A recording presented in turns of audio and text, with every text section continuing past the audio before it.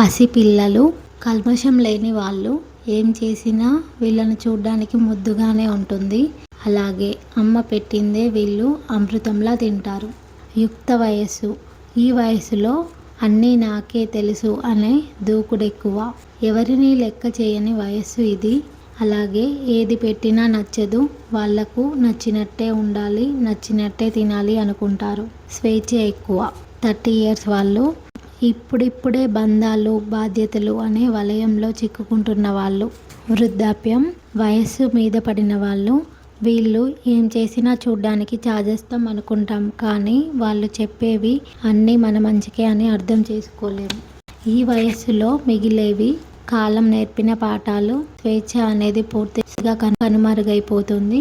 నచ్చినట్టు తినలేరు, పెట్టిందే తినాలి.